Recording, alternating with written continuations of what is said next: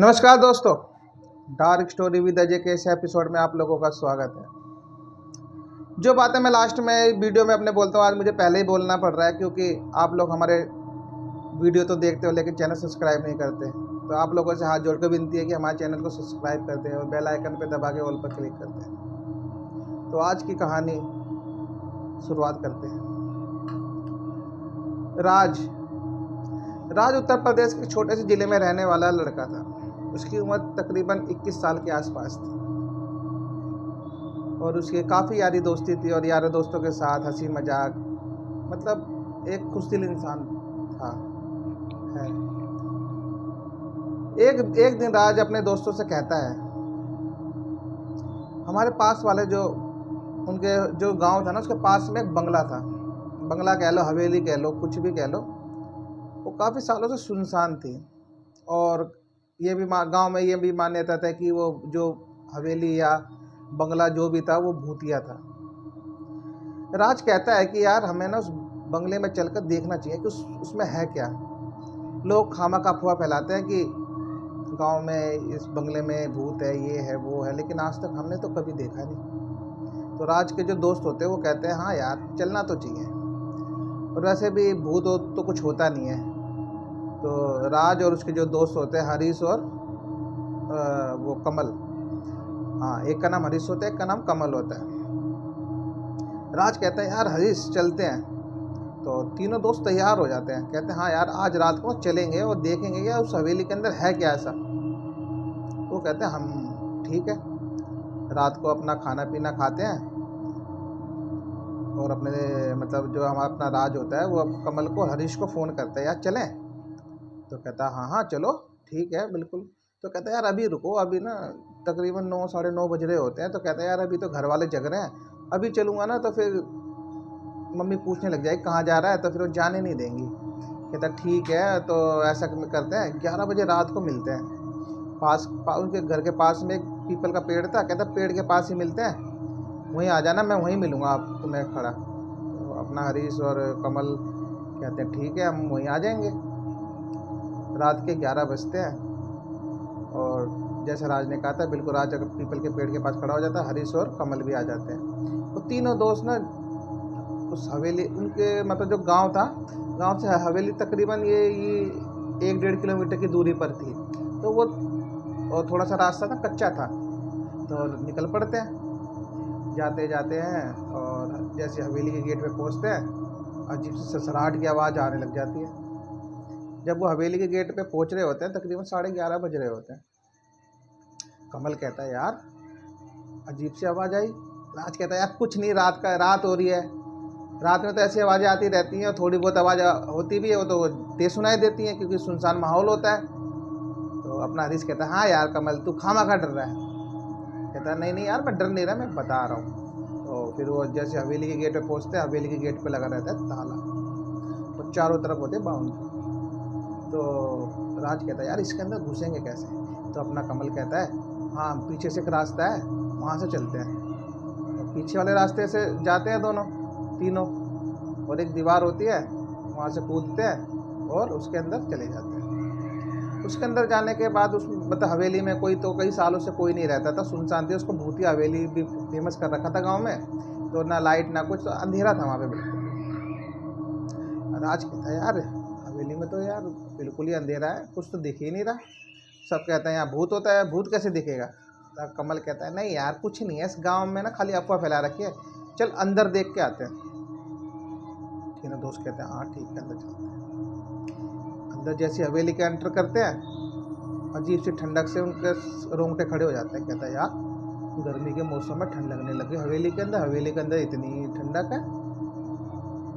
राज कहता है हाँ यार ठंड तो मुझे भी लग रही है। हरीश भी कहता है तीनों को ठंड लगने लग जाती है अंदर जाते ही, और माहौल गर्मी का था, अप्रैल का महीना था। कहता है यार ये तो गर्मी के माहौल में भी ठंड लग रही है, चलो कोई नहीं, हवेली बंद है तो ठंडी की होगी। अंदर जाते हवेली काफ़ी बड़ी होती है। कमरे में देखते हैं जाले वाले लगे रहते हैं, मकड़ी के जाले वाले चमकाते उनकी आवाज़ आती है। जैसे ही ना वो अंदर एंटर करते ना खूब गंदी बदबू आती है। कहता है यार हवेली बाहर से ही बस हवेली नाम है, अंदर से तो काफ़ी गंदी हो रही है। उस कमरे में जाते हैं, देखते हैं क्या है, कुछ नहीं होता है, ऐसी मतलब चमगादड़ें होती हैं, मकड़ी के जाले वाले होते हैं। कहता है यार चल आगे चलते हैं। आगे जाते आगे जाते जाते जाते एक कमरा सा मिलता है। उस कमरे में उन्हें अजीब सी आवाज़ सी आ रही थी। राज कहता है यार कमल आवाज़ आ रही है। हरीश कहता है हाँ यार सुनाई तो मुझे भी दे दी, आवाज़ तो आ रही है, लेकिन अब मैंने सुना इस हवेली में कोई नहीं रहता। तो इस सुनसान हवेली में रात के 12 बज रहे हैं, कौन हो सकता है। कहता है यार यही तो पता लगाना है, देखते कौन है। वो दोनों ना मतलब जो तीनों होते हैं ना, धीरे से अंदर का गेट दरवाज़ा ना वहाँ पे मतलब जो खुला हुआ था, दरवाजे सारे खुले हुए थे। कोई उस हवेली में जाना पसंद करता नहीं था। वहाँ चोर वगैरह भी घुस जाते थे, चोर भी घुस जाते थे, कुछ भी तोड़ ताड़ दिया था, सब मतलब ऐसे ही पड़ा था। कमरे में जाते हैं, कमरे में एंटर करते हैं तो उनको ना ऐसा लगता है कोई बैठा हुआ है। राज कहता है यार इस हवेली में तो कोई भी नहीं रहता, बैठा हुआ कौन है। तो राज ऐसे ऐसे ऐसे देखता है, कहता है यार कमल देख क्या ये तो कौन है। कमल कहता है नहीं नहीं मुझे तो डर लग रहा है, तू जा। राज कहता है यार तू भी कितना डरता है।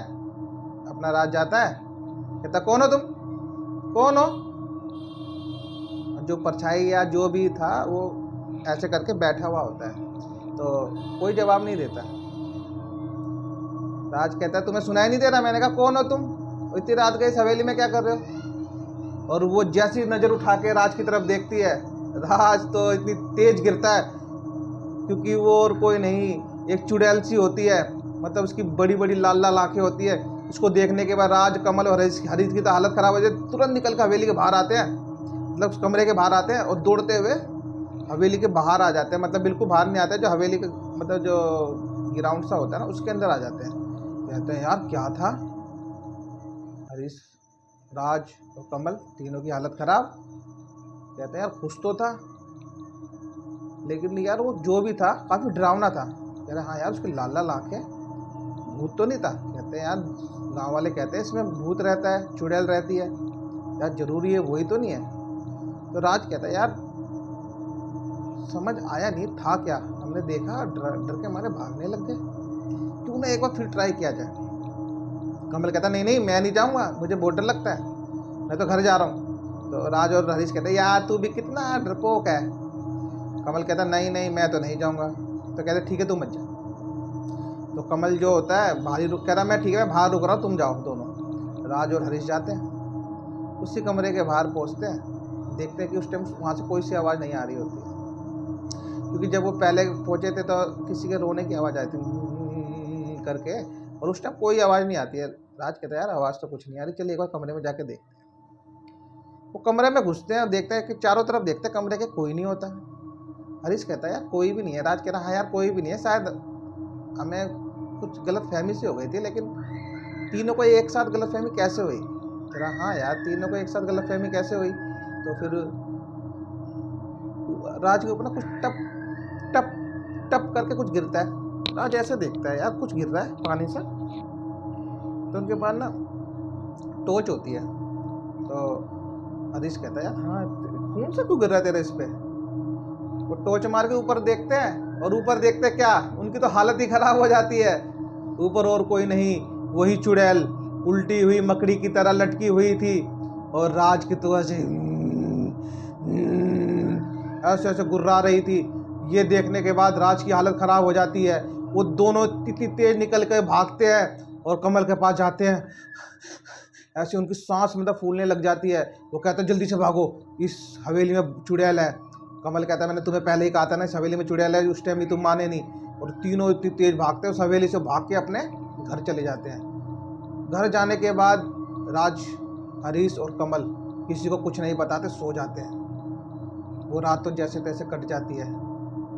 अगले दिन तीनों दोस्त फिर मिलते हैं, कहते हैं यार कल रात को जो हमने किया शायद हमने बहुत गलत किया, लेकिन वो ये वाली बात किसी को बता नहीं रहे थे।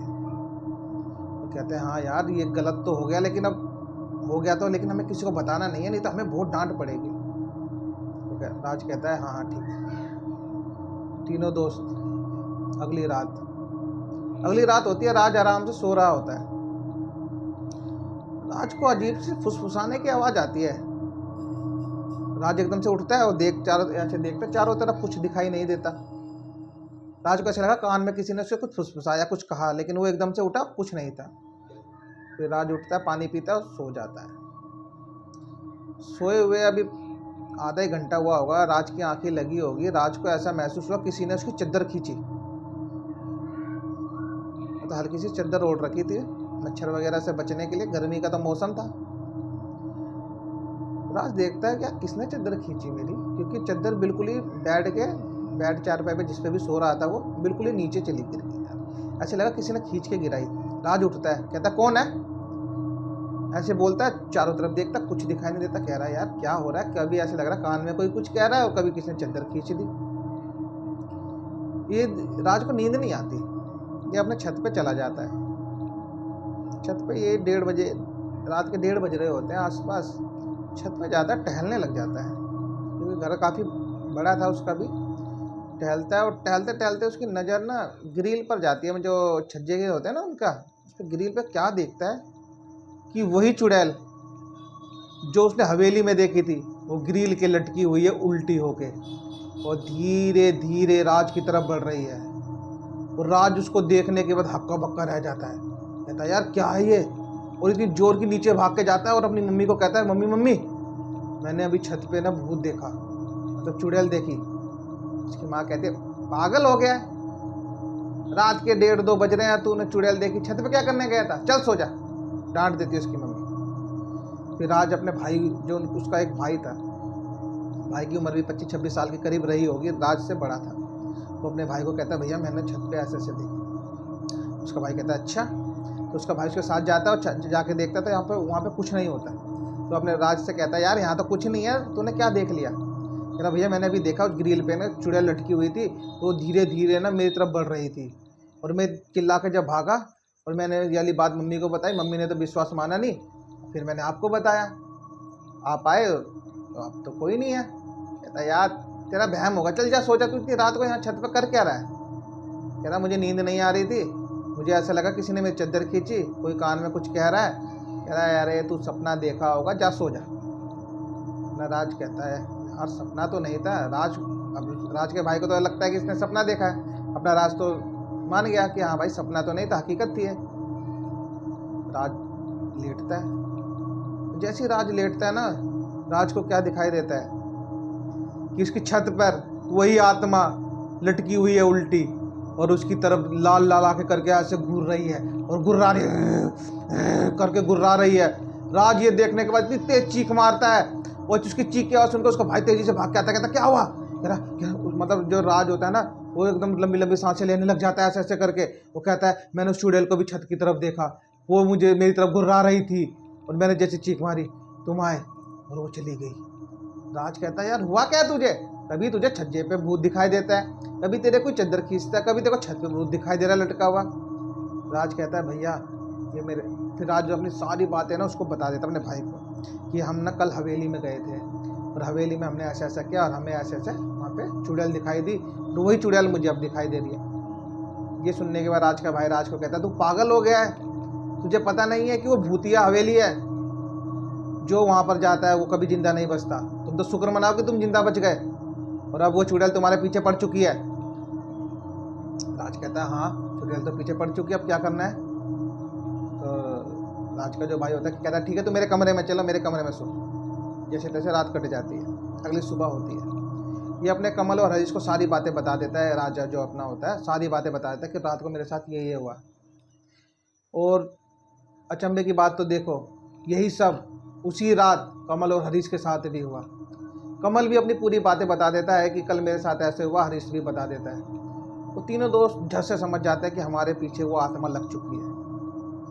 और अपना कमल बताता है कि वो आत्मा ने तो उससे यूं भी बोला कि मैं अब तुझे लेके जाऊंगी।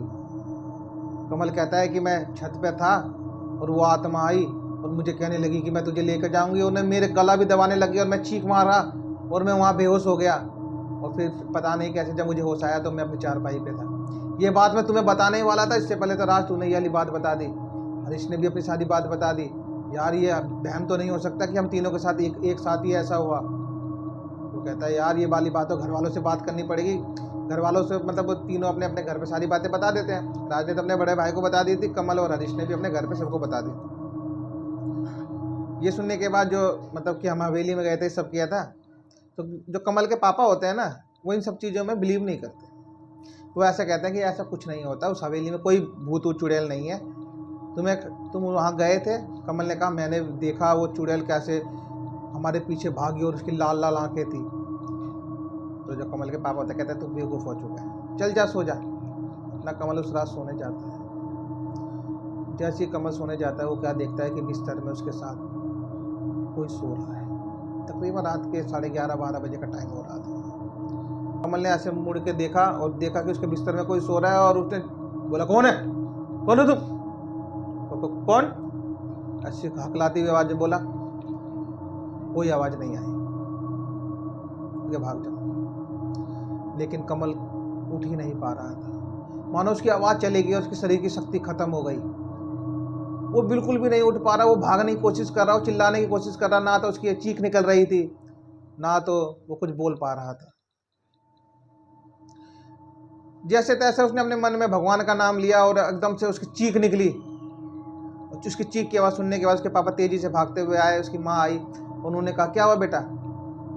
कमल मतलब हकली सी आवाज़ में बोलने लग गया कि अभी अभी मेरे बगल में कोई चुड़ैल लेटी हुई थी, वो मेरा गला दबाने लग गई, ना तो मेरी आवाज़ निकल रही थी, ना तो मैं उठ पा रहा था।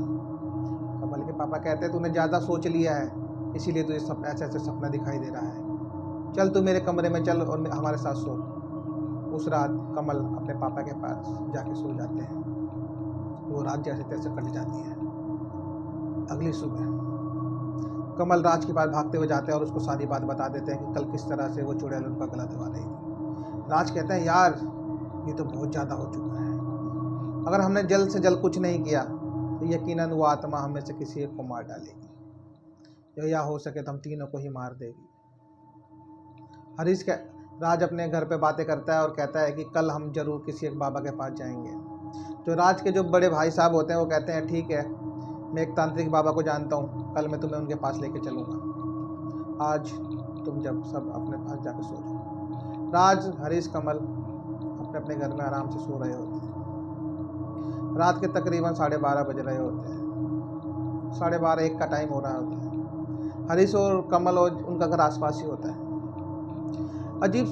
हरीश के घर से अजीब से चिल्लाने की आवाज़ आ रही होती है और ऐसे लग रहा था कि कई लोग इकट्ठे होकर रो रहे हैं। अपना राज उठता है, वो कहता है यार क्या हो रहा है, क्योंकि जो गांव वगैरह में ऐसी जो चीज़ें होती हैं ना उसमें तो लोग उठ ही जाते हैं, मतलब आवाज़ बिल्कुल क्लियर आती है। और वो उठ के जाता है, कमल को फ़ोन करता है, कमल भी उठता है, कहता है यार हरीश के घर से रोने की आवाज़ आ रही है, एक बार चल कर देखते तो हैं। और जाकर देखते हैं तो क्या पाते हैं, हरीश ने तो फांसी लगा रखी थी। हरीश इस दुनिया से जा चुका था।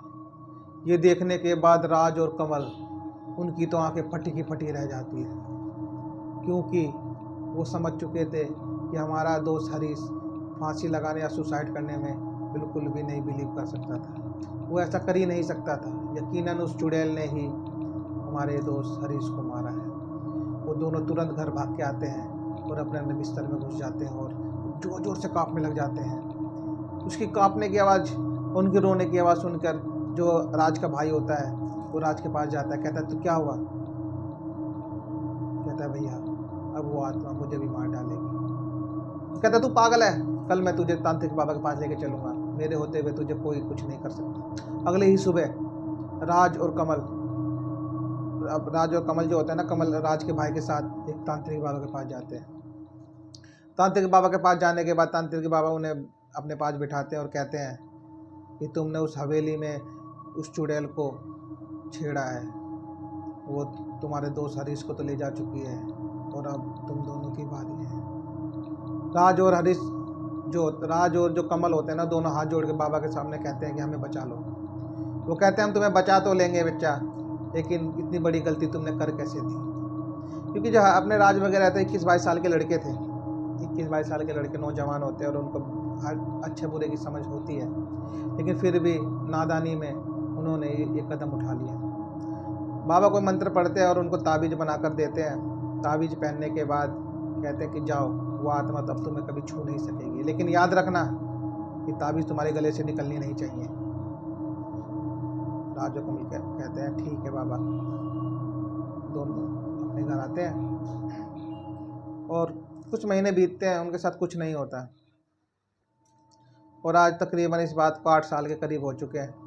आज भी राज और जो अपने कमल है ना, उस ताबीज़ को गले में पहने रहते हैं और कभी कभी बाबा के पास जाते हैं, बाबा उनको नई ताबीज़ बना कर देते हैं। और बाबा ने उनको कह रखा है जिस दिन ये ताबीज़ तुम्हारे गले से उतर जाएगा वो चुड़ैल तुम्हें ले जाएगी। लेकिन अपने राज और कमल उस ताबीज़ को अपने गले से उतरने नहीं देते। ये कहानी हमें राज ने ही लिख भेजी थी और उन्होंने हमें ये बताया कि आप अपनी स्टोरी के माध्यम से, अपने चैनल के माध्यम से लोगों में ये बताएं कि जो ऐसी हॉन्टेड जगह होती हैं वहाँ जाकर नादानी ना करें।